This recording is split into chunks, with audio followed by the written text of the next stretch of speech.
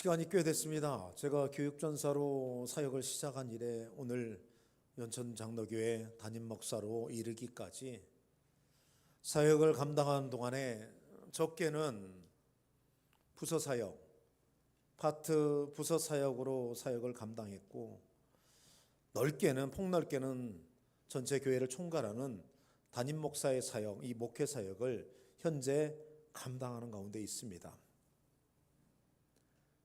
이와 같이 사역을 감당하는 동안에 그동안 늘 이 사역하는 내내 보는 현실 속에서 가지는 한 가지 생각이 있었습니다. 그것은 교회 안에는 성도들의 웃음도 많이 있지만 근데 사실은 웃음보다는 성도들의 눈물이 더 많이 있다는 겁니다. 시간이 되어서 예배를 드리기 위하여 교회 입구를 향해 들어오면 안내위원을 처음 만나게 됩니다. 얼굴은 환하게 지금 웃으면서 서로 손을 맞잡으면서 행복하게 맞아들이고 있지만 사실은 그들 중에는 가슴속 깊이 가지고 있는 여러 가지 눈물, 여러 가지 슬픔이 있는 분들이 은근히 성도들 가운데 굉장히 많이 있다라는 겁니다. 숨어있는 눈물이라고 이야기하고 싶습니다. 웃고는 있는데 숨어있는 눈물. 그분들에게 숨어있는 눈물은 자녀 때문에 흘리는 그런 막 슬픔의 눈물이 그 숨어있는 눈물의 실체가 될 수도 있겠고요. 혹은 성도가 성도에게, 혹은 성도가 목회자에게, 혹은 목회자가 성도에게 상처를 주고받으면서 생긴 그런 관계가 깨어지는 가운데 나오는 그런 관계의 눈물도 있겠고요. 혹은 질병으로 인하여 애써보지만 그러나 개선되지 않는 그 모습으로 인하여서 늘 아파하는 그런 고통의 눈물, 바로 이런 내용들이 사실은 교회 안에 계속되고 있는데 그 밖에도 참 많은 눈물들이 있지만 그러나 참 어떤 때는 우리가 참 많이 그래도 슬퍼지는 게 이 눈물이 그 주님 오시는 그날까지 아마도 계속될 것 같다는 생각이 듭니다. 주님 오실 때 아마도 계시록에서 이야기된 것처럼 우리 눈에서 눈물이 걷어지고 우리 입에서 탄식이 걷어질 줄로 믿습니다. 정말 보면은 이 땅의 모든 목회자들의 사역 현장은요 막 즐겁고 이런 내용보다는 사실은 그 현장을 감싸고 있는 내용이 다 눈물이 주를 이루게 된다는 겁니다. 지난 수십 년 동안 그렇게 저는 눈물의 사역을 다른 목회자들과 더불어서 경험했고 그리고 현재도 그 눈물이 주는 그 슬픔을 보고 있는 중에 있습니다. 지난주에 오랜 질병으로 인해서 오랫동안 시달리는 가운데 몸도 지쳐있고 마음도 지쳐있고 그래서 그 마음에는 원망과 서러움만이 있는 한 성도를 신방하고 그리고 그분을 위해서 기도해주고 돌아오는 가운데 그 마음속에 제 안에 붙들었던 질문 하나가 있습니다. 지금 저분이 놓치지 않고 강하게 붙들어야 할 것이 과연 무엇일까? 오랜 신앙의 경륜도 있고 오랜 믿음의 고백도 있고 오랜 신앙의 체험도 있는데 그런데 지금은 병으로 인해서 누군가의 도움을 받지 않으면 운신할 수 없는 저런 가운데 있는 저분이 오늘 붙들어야 할 것이 있다면 무엇일까? 여러분 그 질문을 가지고 하나님 앞에 나아가서 이렇게 지난 주간에 좀 기도했던 것 같습니다. 하나님, 저 아파하는 저분이 지금 붙들어야 할 것이 무엇일까요? 하나님, 저 아파하는 저분이 자신의 삶이 끝나는 끝날까지 절대로 놓치지 않고 붙들어야 할 것이 있다면 하나님 그게 뭘까요? 오늘 이 질문이 질문을 안고 기도로 나가서 기도했던 이 기도에 대한 답이 사실은 오늘 저와 여러분이 함께 읽은 성전에 올라가는 노래 6번째 노래 시편 125편 안에 나오게 됩니다. 한 무명의 기도자가 정말 오랜 시간 전에 기록하여 오늘 우리에게 전해준 그 진리의 말씀을 대하는 가운데 오늘 여러분 안에 하나님께서 직접 마음을 만져주시고 그래서 여러분 안에 깊은 울림과 떨림이 회복되는 그런 시간 되기를 주님의 이름으로 축복합니다. 시편 125편은 무명의 기도자가 기록한 시입니다. 정확한 배경과 정확한 시간대는 잘 모릅니다. 그저 할 수 있는 것은 추정입니다. 바벨론 70년 포로를 끝내고 바벨론 유수를 끝난 다음에 돌아온, 그래서 그 시대는 느헤미야의 시대다. 그래서 성벽이 무너지고 성전이 무너졌던 그 시대에 그 모든 것을 다시 회복하는 그 시대로 그냥 추정할 뿐입니다. 포로 생활을 하고 돌아왔기 때문에 그 땅에 남아있는 건 아무것도 없습니다. 요즘 우크라이나 전쟁을 보면 아시잖아요. 저는 그런 생각이 들더라고요. 폭격이 떨어진 한 건물이 반 이상이 날아가 있는 그 모습을 보면서 아파트 동이거든요. 저걸 어떻게 극복할 수 있을까? 회복할 수 있을까? 70년 만에 돌아왔기 때문에 그 정도가 아니에요. 폐허가 돼 있는 거예요. 근데 돌아온 그 상황은 절대로 이스라엘 백성들에게 녹록치 않은 그런 현실이었더라는 거예요. 그런데다가 그 땅에 남아있던 자들과 70년 만에 돌아온 자들 간에 그런 어떤 정치적인 다툼도 일어나기 시작했습니다. 포로 생활을 하고 돌아왔기 때문에 경제적인 기반도 없습니다. 또 나라의 조직 자체가 다 무너져 버렸기 때문에 군사력도 없습니다. 그런데 주변 열강의 위협은 계속되고 있는 그런 상황입니다. 이스라엘이 이제 돌아와서 성벽을 재건하고 성전을 다시 회복하고 그리고 자신들의 삶과 사회 구조를 새롭게 세워가는 그런 회복을 해야 하는데 이 회복을 만들어내는 이 과정에 주변의 방해 세력들이 만만치 않았다라는 거예요. 그럼 방해하는 내용들이 극에 다를 때 한 믿음의 사람이 써낸 한 편의 시가, 믿음의 노래가 바로 이 시편 125편입니다. 이 기도 혹은 노래라고도 이야기하는 시편 125편의 무명의 기도 혹은 찬양은 이렇게 시작합니다. 여호와를 의지하는 자는 시온산이 흔들리지 아니하고 영원히 있음 같도다. 의지한다는 표현이 나오고 있습니다. 하나님을 의지한다고 이야기할 때 이 의지한다는 이 말씀을 원문 그대로 직역하게 되면 이런 뜻입니다. 맡긴다. 하나님께 내가 맡긴다. 근데 이 자체만 가지고도 은혜가 되는데, 근데 말씀의 전후 맥락을 돌아보게 되면요, 이 맡긴다라는 의미 안에는요 더 강한 의미가 담겨져 있더라는 거예요. 이게 무슨 의미냐면요, 이런 뜻입니다. 한번 따라해 볼까요? 붙들어 매다. 그러니까 하나님 앞에 맡기는 것이 무엇이냐? 뭔가를 내가 붙들어 매는 것이라는 거예요. 뭘 붙들어 내는가? 내 마음을, 내 삶을 하나님께 전적으로 묶어 놓고 있는 자, 그가 바로 하나님을 의지하는 자라는 거예요. 내 삶 전체를 나와 하나님이 따로따로가 아니라, 혹은 내가 필요할 때만 교집합이 일어나는 것처럼 싹 이어놓는 것이 아니라, 내가 온전히 내 마음과 모든 삶이 하나님으로 해석되는 상태, 바로 이것이 하나님을 의지하는 자, 하나님께 묶인 상태라는 겁니다. 그런데 여기서 묶인다고 이야기할 때 우리가 더 은혜가 되려면요, 이 묶이는 순서를 좀 바로해야 할 필요성이 있습니다. 하나님과 내가 묶인다고 할 때 내가 하나님께 묻는 게 우선인가? 아니면 하나님이 나를 묶는 게 우선인가? 전자와 후자가 바뀌게 될 때 그제서야 은혜의 순서가 바로 된다고 이야기할 수 있겠습니다. 하나님이 묶으신다. 이게 정확한 거예요, 여러분들.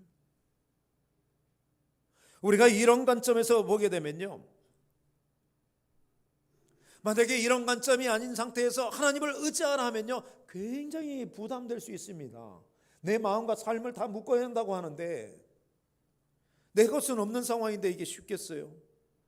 그런데 내가 묶는 것이 아니라 하나님이 친히 나를 묶는다는 관점에서 오늘 하나님을 의지하라는 이 말씀을 우리가 보게 되면요, 이건요 어떤 부담의 말씀이 아니라 은혜의 초청일 수밖에 없습니다. 왜요? 하나님이 다 이루어내시는 거예요.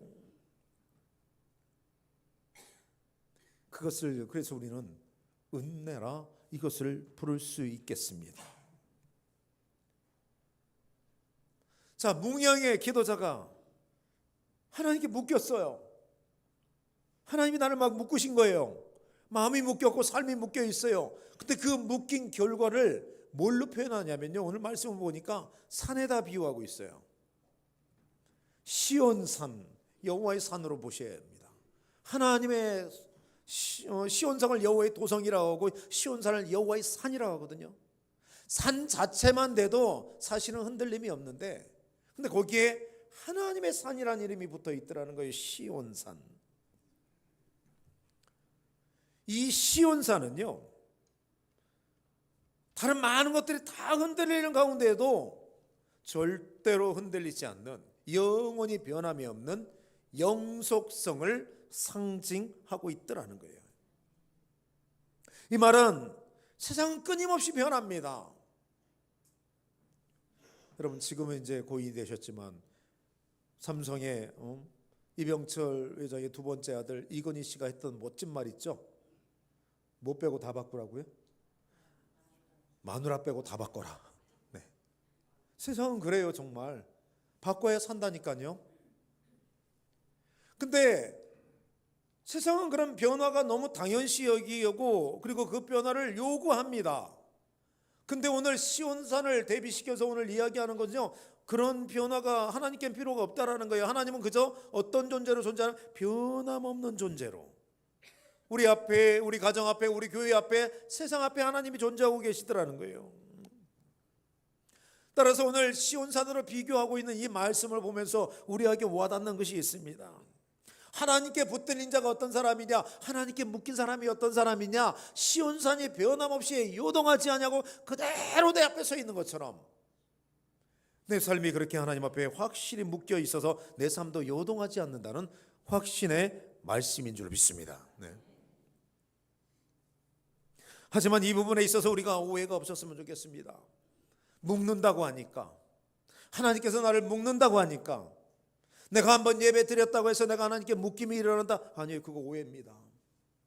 내가 어떤 급한 일이 있어서 한번 그 시간에 하나님 앞에 나와서 기도한다고 묶인다? 아니에요. 그것도 오해입니다. 아니면 내가 정말 처절하게 급한 일이 있어서 지금 내가 며칠, 열흘, 50일, 100일 작정한다고 하나님께 묶일까? 그것도 오해입니다.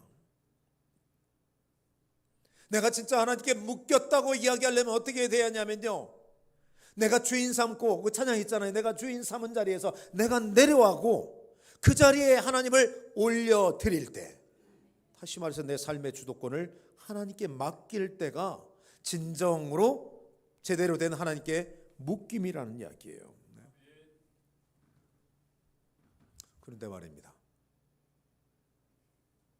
제가 설교를 준비하고 전하는데도 하나님을 의지하라 굉장히 은혜로워요.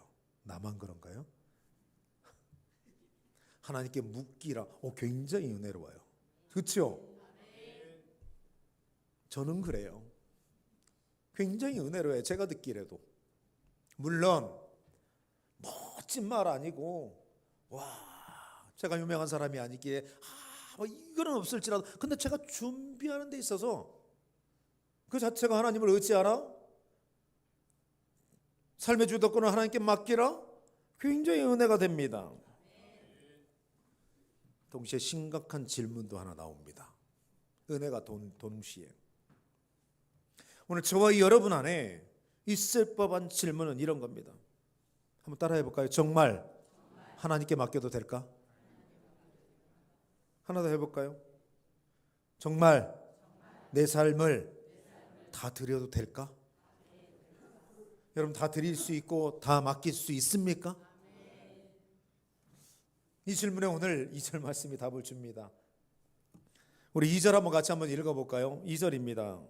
2절 한번 같이 읽겠습니다. 자, 시작. 산들이 예루살렘을 두름과 같이 여호와께서 그의 백성을 지금부터 영원까지 두루시리로다. 아멘. 이 그림 자체는 이보다 더 하나님께서 더 굳건하게 변함없이 우리를 지키신다는 표현이, 이보다 더 멋진 표현이 어디 있을까 싶습니다. 그런데 성경 역사를 돌아보면요, 꼭 그렇지만도 않습니다. 예루살렘 성벽은요, 마치 시온산이 든든하게 세워져 있는 것처럼 든든하게 이스라엘을 지켜온 것 같은데, 근데 성경 역사를 보면요, 그 성벽들이 다 무너졌더라는 거예요. 바벨론 침공에서 무너졌습니다. 심지어 바벨론은 성전에 들어가서 성전 벽에 발라져 있던 금까지 다 벗겨갔습니다. 로마 침공 때도 무너졌습니다. 한날에 40만 50만이 그날 떼몰살 당했습니다. 오죽하면은 갈릴리오수가 피로 그냥 물들었다고 얘기하기, 역사가 요세푸스가 전하겠습니까? 강물이 피가 됐대요. 얼마나 많은 사람이 죽었는지. 성벽이 무너졌더라는 거예요. 이걸 성경의 역사가 지금 증명하고 있더라는 거예요. 그리고 그 성경 역사를 바라보는 오늘 현대를 살아가고 있는 모든 믿음의 사람들, 우리가 갖고 있는 아이러니의 내용을 하나 또 보게 되는 계기도 됩니다. 겉으로는 하나님을 의지한다고 합니다. 오늘 고백한 것처럼 정말 하나님께 맡길 수 있을까? 아멘. 겉으로는 정말 내 삶을 하나님께 드려도 될까? 아멘. 근데 막상 그것과 부딪히는 상황이 딱 되면 대체적으로 많은 사람들이 하나님의 안전장치를 붙잡는 것이 아니라 세상의 안전장치를 찾아가는 경우가 굉장히 많이 있음을 뜻합니다. 실제로 이스라엘 성벽이 다 무너짐으로 성경이 간증하는 내용이 있습니다. 돌 위에 돌 하나 남지 않고 다 무너집니다.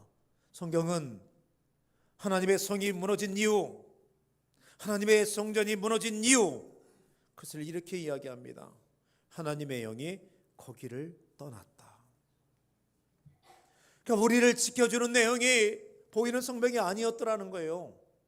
보이지 않는 하나님이 예루살렘 성벽과 함께 하실 때, 할렐루야, 하나님이 예루살렘 성전과 함께 하실 때 성벽도 성전도 의미가 있는 거예요. 근데 하나님이 또 영이 떠나버리니까 다 무너져 버리더라는 거예요, 여러분들. 이 말은 진정한 보호는 사람에게, 물질에게 어떤 보이는 내용에 있는 것이 아니라, 그러나 보이지 않으나 여전히 실존하시는 하나님께 우리의 완전한 보호가 있음을 우리에게 지금 이야기해 주고 있더라는 거예요. 따라서 오늘 저와 여러분이 함께 2절 말씀을 읽었습니다. 2절 말씀의 핵심은 눈에 보이는 성벽의 견고함에 있지 않습니다. 2절 말씀의 핵심은요, 성벽이 나를, 눈에 보이는 성벽이 둘러싸는 것이 아니라 말씀처럼 보이진 않으나 그러나 실존한 하나님의 능력이 나를 둘러싸고 있을 때, 여러분의 가정을 둘러싸고 있을 때, 우리 교회를 둘러싸고 있을 때 완전한 보호가 일어난다는 거예요. 그런 의미에서 시편 125편의 이 고백 기록은요, 학자의 머릿속에서 나온 거, 그래서 그의 오른손 펜을 통하여 기록된 머릿속 이론이 아닙니다. 적어도 2500년 전, 기원전 5세기를 살아가고 있던 이스라엘의 역사 속에서 그들의 삶의 현장 속에서 실제적으로 나왔던 신앙의 고백이 오늘 기도가 되고 노래가 되었더라는 거예요. 살아있는 신앙의 고백이라는 얘기예요, 여러분들. 이 노래가, 이 기도가 드려질 당시 그 시대적 배경에는요, 흔들림의 요소가 굉장히 많았습니다. 마치 지금 우리나라가 그런 것처럼 위아래로 아마 둘러싸여 있는 것처럼 강대국이 굉장히 질비했고요. 실제적인 삶은 늘 전쟁과 침략, 약탈, 죽음, 모든 빼앗김이 그들의 삶에 요동치고 있었더라는 거예요. 그리고 우리 역시 마찬가지입니다. 그들의 시대가 흔들림이 당연한 시대였듯이 오늘 우리 조국 대한민국이 살아가는 이 시대도 역시 흔들리는 그런 시대라는 거예요. 정치도 경제도 인간관계도 그 모든 것들이 늘 하루가 다르게 변하고 있고 사건은 늘 계속해서 우리에게 다가오고 있습니다. 그 와중에도 우리는 오늘처럼 예배를 드리며 한 주를 시작합니다. 예배를 드리며 우리는 입술로 우리의 믿음을 하나님 앞에 고백합니다. 그러나 또다시 우리의 현실로 나아갔을 때 우리는 여전히 또 불안해합니다. 이것이 지금 우리의 실상이라는 거예요. 우리 이런 상황을 어떻게 설명할 수 있을까? 이렇지 않을까 싶습니다. 지금 나는 만약에 내가 오늘도 여전히 불안해하는 모습이 여전히 내 안에 있다면 어쩌면 오늘 우리는 믿음과 불신의 경계에 서 있는가? 믿음으로 있을 때는 하나님의 역사가 할 것 같은데 그러나 불신의 자리에 가게 되면 여전히 나 혼자 내가 모든 것을 해결해야 한다는 그런 고민이 내 안에 있을 수 있다는 거예요. 우리가 믿음과 불신 사이에서 정확한 어떤 선을 잡지 못하고 우리가 만약에 이것을 혼란이 오게 되면요, 그때 일어나는 일이 있습니다. 그것은요, 그때 영적인 우선순위에 혼란이 온다라는 거예요. 믿음의 자리에 있을 때는 먼저 하나님이라고 고백하는데 불신의 자리에 있을 때는 내가 나를 보호할 수 있는 걸 찾아다니기 시작하게 된다라는 거예요. 이렇게 오늘 우리가 혼란의 자리에 들어가고 그래서 만약에 우선순위에 혼란이 생기는 이유는요, 좀 두 가지가 아닐까 싶습니다.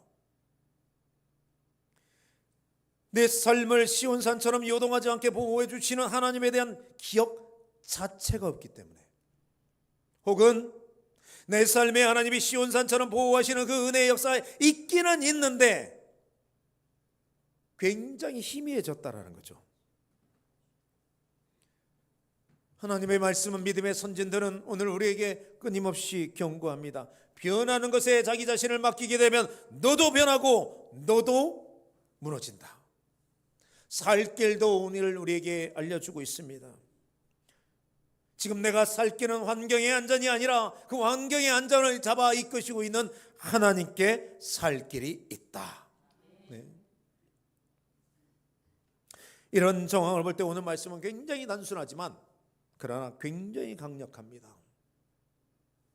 여호와를 의지하는 자는 시온산과 같다는 이 말씀은요, 내 삶의 무게중심을 정확하게 하나님께 두고 있다는 고백일 수밖에 없다라는 거예요. 이 시간 2025년 8월 다가는 이 시점에서 예배로 한 주를 시작한 여러분에게 하나 묻고 싶습니다. 이 시간 여러분의 삶의 무게중심은 어디에 두고 있습니까? 네?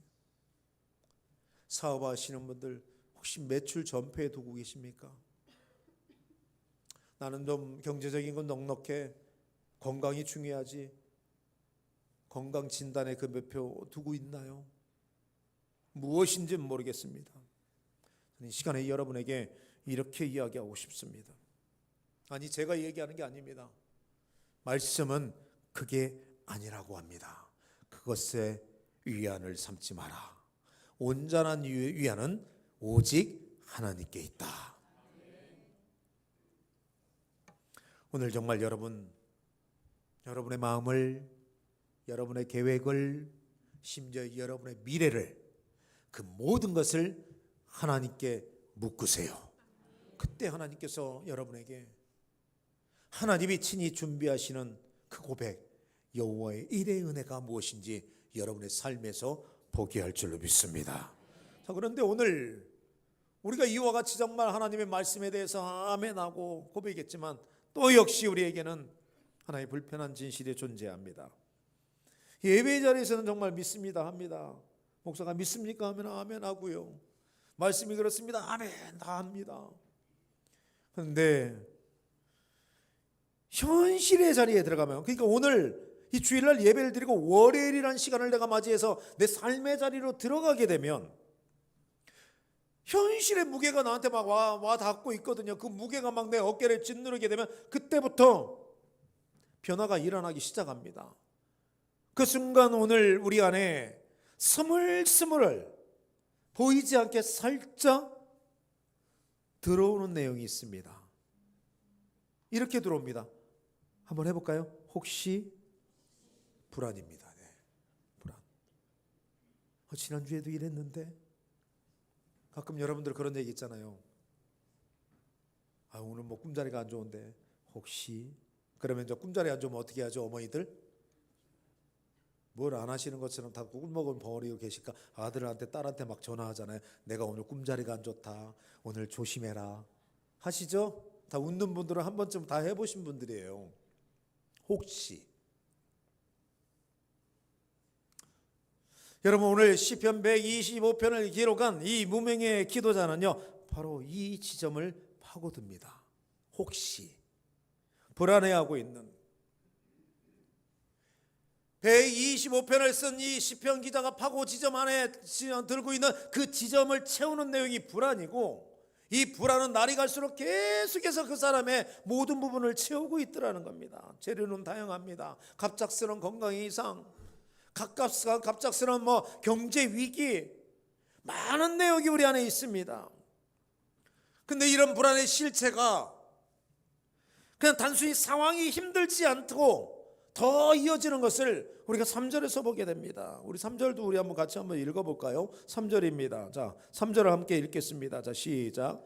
악인의 귀가 의인들의 땅에서는 그 권세를 누리지 못하리니 이는 의인들로 하여금 죄악에 손을 대지 아니하게 함이로다. 아멘. 악인의 귀는 악인들의 억압, 불의의 권세, 불법의 지배를 이야기하고 있고요. 의인의 분깃은 가나안 땅, 다시 말해서 지금 포로로 끌려갔다 돌아온 이 땅,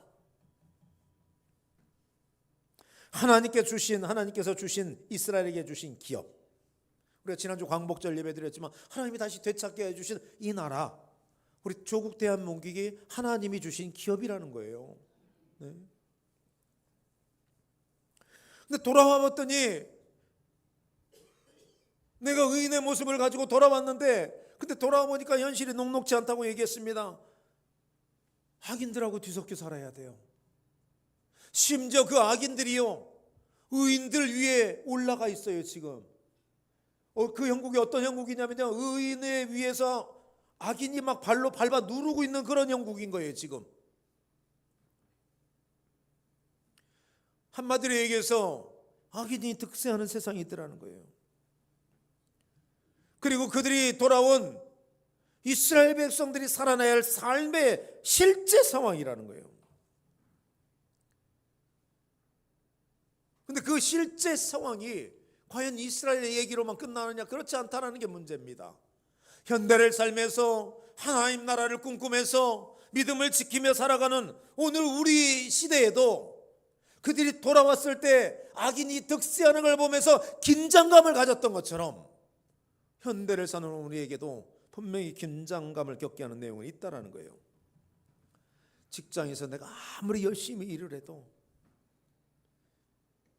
인정하기 싫은 사실 하나는 줄 잘 서야, 다시 말해서 정치를 잘해야 직장에서 내가 성공한다는 그런 때가 있습니다. 사회에서는 정의보다 힘이 앞섭니다. 제가 지난주에 저희 아내하고 장난치다가 하도 그냥 저를 힘들게 해서 어휴, 오봉산 맛 좀 볼래? 여러분, 오봉산이 뭔지 아세요 혹시? 네? 모르세요? 알려드릴까요? 하나, 둘, 셋, 넷, 다섯. 오봉산입니다. 여러분, 앞으로 오봉산 들면 안 됩니다. 이 사회는 힘이 더 앞서가요. 네. 심지어 교회도 마찬가지예요. 교회 안에서도 내가 믿음을 지키며 가려고 하면요, 너만 믿음 좋냐 라며 때로는 소외되는 그런 일들이 우리 안에 있더라는 거예요. 바로 이것이 현대를 사는 오늘 우리 안에서 우리가 겪고 있는 악인의 귀의 내용이라는 거예요. 그 밖에도 많이 있겠죠. 그런데 오늘 말씀은 분명히 오늘 우리에게 선포합니다. 악인의 귀는 잠시 나를 억압할 수 있어도 악인의 귀는 영원하지 못하다. 영원한 것은 하나님이시다. 네. 의인의 분깃을 지키게 하신 하나님의 의만이 영원하다고 오늘 우리에게 이야기하고 있더라는 겁니다. 따라서 오늘 혹시 여러분들의 삶에 있어서 불편함을 겪는 현실이 있다면 이렇게 생각하면 될 것 같습니다. 이 또한 지나가리라. 다시금 지나가고 난 다음에 나를 억누르고 있던 악인의 그 위치는 바뀔 겁니다. 우리의 눈에서 흐르는 눈물을 하나님이 씻어줄 것이고, 우리가 악인의 밑에 있었으나 그러나 하나님은 우리를 그 위에 올려주시는, 역전시키는 하나님을 만나게 될 줄 믿습니다.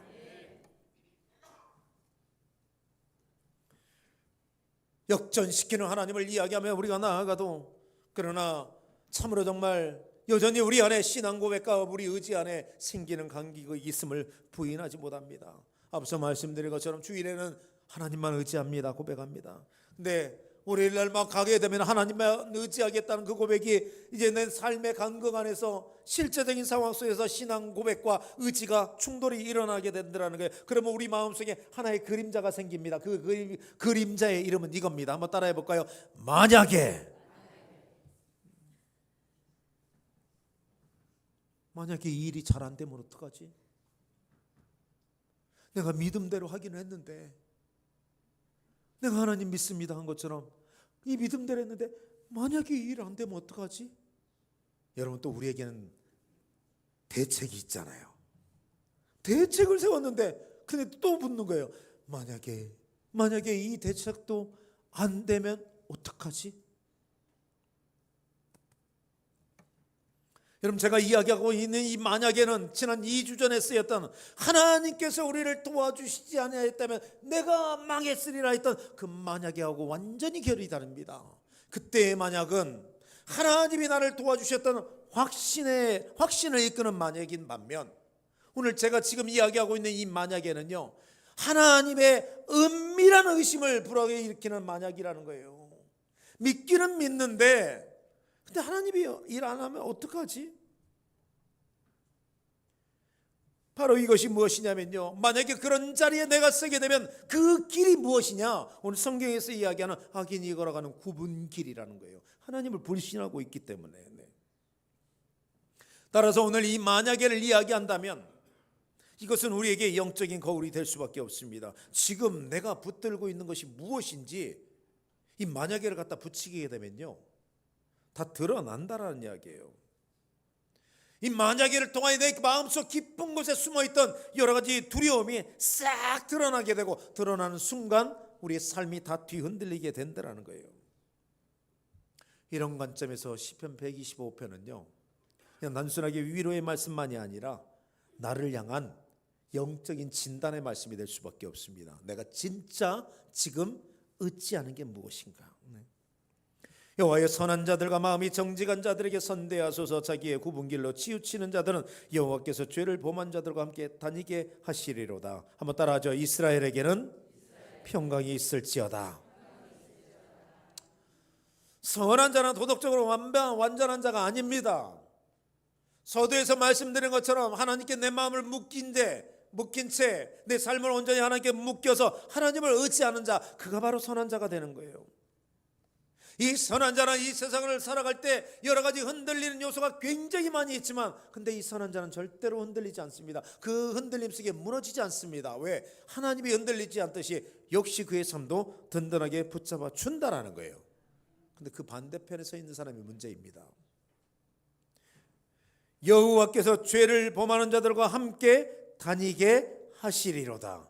이게 뭐냐면요, 심판입니다. 여러분들, 굉장히 무서운 말씀입니다. 겉으로는 의인인 척 살면서 삶은 의인의 삶이 아닌 사람, 말씀과 삶이 따로 살고 있는 사람, 의의를 쫓아 행한다고 이야기하면서 불의와 타협하는 사람, 그들이 걸어갈 길이 무엇이냐? 악인들이 걸어가는 그 길을 그들이 함께 걷게 된다고 하는 말씀이기 때문에 이 말씀은 무서운 심판의 말씀이 될 수밖에 없습니다. 그러나 오늘 그럼에도 불구하고 우리가 웃을 수 있는 이유는요, 우리는 그 악인의 길에 서 있지 아니하고 의인의 길을 걷고 있음을 믿기에 그렇습니다. 그런가 하면 오늘 영적 진단과 함께 오늘 이 말씀은 또 큰 질문이 우리에게 있습니다. 너는 흔들릴 수 있는 계획 가운데 서 있느냐, 아니면 흔들리지 않는 하나님 위에 서 있느냐. 이 질문은 내 신앙 고백의 뿌리가, 내 그 신앙 고백의 근본이 하나님인지 혹은 세상인지 우리로 하여금 알려주고 있더라는 거예요. 여러분, 오늘 이 질문에 어떤 답을 내겠습니까? 만약에 오늘 우리가 정말 이 질문에 정확한 답을 내지 못하고 우물쭈물하게 되면요, 버나드 쇼라는 유명한 시사평론가가 자신의 묘비명에 썼던 그 일을 우리도 재현할지 모릅니다. 이것도 한번 여러분 따라해 볼까요? 우물쭈물하다가 내 이럴 줄 알았다. 물론 이제 제대로 한 건 아니고요, 의역한 거예요. 네. 내가 우물쭈물하다가 주어진 삶을 엉뚱하게 보냈고 마지막에 내가 죽었다라는 거예요. 그러니 이 묘비명은요, 지금 현재 살아있는 사람의 지금을 보기에 충분한 말이라고 생각합니다. 내가 우물쭈물하다가. 따라서 시편 125편은 우리에게 불안의 진단에서 멈추지 아니하고 오늘의 이 말씀은 우리에게 흔들리지 않는 믿음의 근거를 우리에게 제시해 주고 있습니다. 여러분에게도 질문이 주어집니다. 불안을 넘어 평안으로 가고 싶은 사람, 조건부를 넘어 완전함으로 가고 싶은 분은 누구나 주저하지 마시고 하나님 품으로 들어오세요. 하나님께 나를 묶을 때만이 그것에 대한 답이 있을 것이고, 말씀 가운데 있었던 이스라엘에게 평강이 있을지어다 라는 이 선언이 바로 그 사람에게 이어지게 될 줄 믿습니다. 말씀 맺겠습니다. 여러분, 하나님이 목사인 제게 완벽한 믿음을 요구할까요? 이 세상에 완벽한 믿음을 보일 사람은 없습니다. 그러면 오늘 예배드린 여러분에게 완벽한 믿음을 요구할까요? 우리도 역시 못 보입니다. 하나님의 요구는요, 그런 게 아니라 하나님의 말씀 앞에, 하나님의 은혜 앞에 정직한 마음을 요구합니다. 내 약한 모습 그대로, 내 부족한 모습 그대로 하나님 앞에 나왔을 때 하나님은 오늘 저와 여러분을 만나 주실 줄 믿습니다. 그러므로 오늘 우리 안에 이런 고백과 결단이 우리의 남은 삶을 끌었으면 좋겠습니다. 하나님, 제가 흔들립니다. 그러나 다시 하나님 앞에 나가겠습니다. 하나님, 내 힘이 아니라 하나님의 손에 묶이기를 원합니다. 오늘 정말 이 고백이 개인의 고백을 넘어 연천에 있는 우리 교회와 여러분의 가정과 여러분의 자녀들, 여러분의 모든 기업에 하나님 앞에 묶이기를 원한다는 이 고백이 당연한 고백 되기를 주님으로 축복합니다.